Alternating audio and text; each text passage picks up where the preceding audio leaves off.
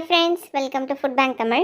இன்னைக்கு நம்ம சேனல்ல என்ன பார்க்க போறோம்னா ரொம்ப கிறிஸ்பியான ரொம்ப பர்ஃபெக்ட்டான somas ரெசிபி தான் வந்து பார்க்க போறோம்.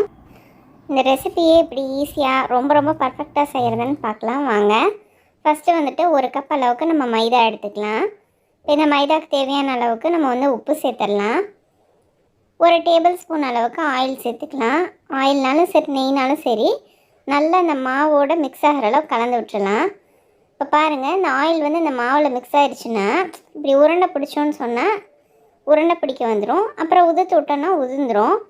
ஸோ இதுதான் வந்துட்டு கரெக்டான கன்சிஸ்டன்சி மாவுக்கு. ஸோ இந்த டைம் வந்துட்டு நம்ம கொஞ்சமாக தண்ணி ஆட் பண்ணி நம்ம வந்து நல்லா கொஞ்சம் கெட்டியான மாவு பதத்துக்கு பிசைஞ்சு எடுத்துக்கலாம். 1 கப் அளவுக்கு மைதாக்கு வந்துட்டு 1 டேபிள் ஸ்பூன் எண்ணெய் அல்லது நெய் வந்து நம்மளுக்கு சரியாக இருக்கும். இப்போ பாருங்கள், நம்ம பிசைஞ்சிட்டோம். இந்த அளவுக்கு நமக்கு வந்துட்டு இருக்கணும். ஸோ இதை வந்துட்டு ஒரு 1 மணி நேரம் ஊற வச்சிடலாம். இப்போ வந்து நம்ம வறுக்க வேண்டிய பொருள்லாம் பார்த்துடலாம். 1 டேபிள் ஸ்பூன் அளவுக்கு வெள்ளை எள்ளு எடுத்துக்கிறேன். ஸோ இதை வந்து மிதமான தீயில் வச்சு வறுத்துக்கலாம். இப்போ பாருங்கள், வெள்ளை எள்ளு வந்து வெடித்து வருது. ஸோ இந்த டைம் வந்துட்டு நம்ம வேறு ஒரு பாத்திரத்துக்கு மாற்றி வச்சிடலாம். எள்ளு ரொம்ப வறுபட்டுருச்சுனாலும் கசப்பேறிடும். ஸோ டக்குன்னு எடுத்துடணும். இப்போ அடுத்து வந்துட்டு 1 டேபிள் ஸ்பூன் அளவுக்கு பொட்டுக்கடலை சேர்த்துக்கலாம். இது கூட வாசனைக்காக 3 ஏலக்காய் வந்து சேர்த்துக்கலாம். பொட்டுக்கடலை ஆல்ரெடி ரோஸ்டடு தான். ஸோ லைட்டாக ரோஸ்ட் பண்ணால் போதும். இப்போ பாருங்கள், லைட்டாக அங்கங்கே சிவப்பாக இருக்குது. இந்த அளவுக்கு வறுப்பட்டுருந்தால் போதும். இதையும் எடுத்து நம்ம ஆற வச்சிடலாம். அடுத்து அதே பேனில் 2 டீஸ்பூன் அளவுக்கு நெய் சேர்த்துக்கலாம். அது கூட வந்துட்டு நான் கொஞ்சமாக வந்துட்டு உலர்ந்த திராட்சையும் முந்திரி பருப்பும் சேர்த்துருக்குறேன். இது எல்லாமே உங்களோட ஆப்ஷனல் தான், எவ்வளோ வேணுமோ சேர்த்துக்கலாம். சேர்த்துட்டு லைட்டாக வந்துட்டு வறுத்துக்கலாம். அடுத்து வந்துட்டு நான் 1/2 கப் அளவுக்கு துருவின தேங்காய் வச்சுருக்கேன். ஸோ அதையும் சேர்த்து நம்ம நல்லா வறுத்து விட்டுக்கலாம். தேங்காவை நெய்யில் வறுக்கும்போது டேஸ்ட் வந்து ரொம்ப நல்லாயிருக்கும், வாசனையும் ரொம்ப சூப்பராக இருக்கும். ஸோ இப்போ பாருங்கள், தேங்காய் வந்து நல்லா வறுப்பட்டு வந்துருச்சு. தேங்காய் வந்து அதில் இருக்க ஈரம்லாம் போய் நல்லா இந்த மாதிரி உதிரியாக வரணும். ஸோ இந்த அளவுக்கு வறுத்துக்கலாம். இது எல்லாமே பக்குவமாக செஞ்சோன்னா தான் ரொம்ப நாளைக்கு கெடாமல் பூரி வந்து நல்லாயிருக்கும். இப்போ இந்த எள்ளு பொட்டுக்கடலை எல்லாம் நல்லா ஆறிடுச்சு. ஸோ இது எல்லாத்தையும் வந்து நம்ம மிக்ஸி ஜாரில் சேர்த்துடலாம். சேர்த்துட்டு இது எல்லாத்துக்கும் வந்துட்டு 3 டேபிள் ஸ்பூன் அளவுக்கு வெள்ளை சர்க்கரை சேர்த்துக்கிட்டோன்னா சரியாக இருக்கும். இந்த அளவு இனிப்பே வந்துட்டு இந்த சோமாஸ்க்கு சரியாக இருக்கும். சப்போஸ் உங்களுக்கு பத்தலை அப்படின்னு தோணுச்சுன்னா நீங்கள் எக்ஸ்ட்ரா வேணுன்னா சேர்த்துக்கலாம். இப்போ இதை நல்லா ஃபைன் பவுடரை அரைச்சி எடுத்துகிட்டு வந்துடலாம். இப்போ நம்ம அரைச்சி வச்சுருக்க இந்த பொடியை வந்துட்டு வறுத்து வச்சுருக்க தேங்காய் கூட சேர்த்துடலாம். தேங்காய் வந்து நல்லா ஆறி இருக்கணும். அப்படி இல்லைன்னு சொன்னால் இந்த சர்க்கரை ஃபுல்லாக வந்துட்டு மெல்ட் ஆயிரும்.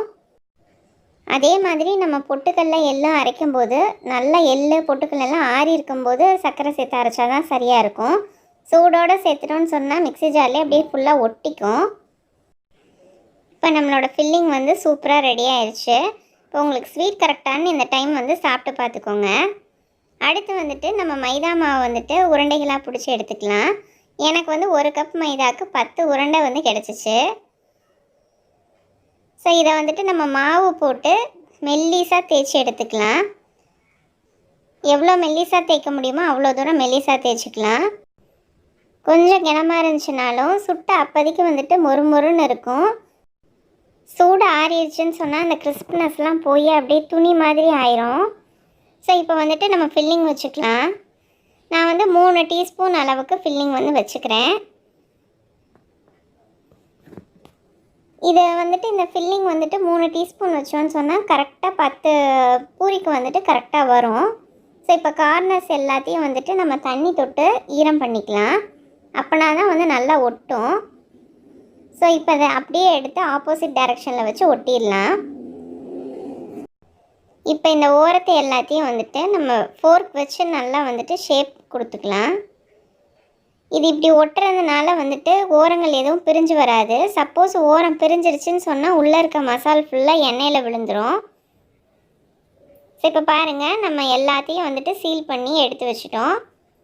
இப்போ நம்ம ஒன்று ஒன்றா எண்ணெயில் போட்டு பொரிக்க ஆரம்பிச்சிடலாம். நம்ம இந்த பூரியை வந்துட்டு மீடியம் ஃப்ளேமில் வச்சு பொரிச்சாதான் வந்துட்டு கரெக்டாக இருக்கும். இல்லைன்னா டக்குன்னு செவந்துடும். அந்த முறுமுறுப்பு வந்து ரொம்ப நேரத்துக்கு இருக்காது. இப்போ பாருங்கள், கார்னர்ஸ்லாம் நல்லா செவந்தக்கப்புறம் நம்ம திருப்பி விட்டுக்கலாம். 2 பக்கமும் நல்லா மீடியம் ஃப்ளேமில் வச்சு நல்லா மொறுன்னு வர அளவுக்கு நம்ம வேக வச்சு எடுத்துடலாம். அவ்வளோதான் ஃப்ரெண்ட்ஸ், நம்மளோட சோமாஸ் வந்து சூப்பராக ரெடி ஆயிடுச்சு. ரொம்ப ரொம்ப கிறிஸ்பியான ரொம்ப பர்ஃபெக்டான சோமாஸ் வந்து ரெடி ஆயிடுச்சு. இது வந்து ஈஸியாக யார் வேணாலும் பண்ணலாம். இதே மெஷர்மெண்ட்டில் பண்ணிங்கன்னா உங்களுக்கு மிஸ்டேக்ஸே வராது. ஸோ கண்டிப்பாக ட்ரை பண்ணி பாருங்கள். இந்த ரெசிபி பிடிச்சிருந்துச்சுன்னா நம்ம சேனலை கண்டிப்பாக சப்ஸ்கிரைப் பண்ணுங்கள் ஃப்ரெண்ட்ஸ்.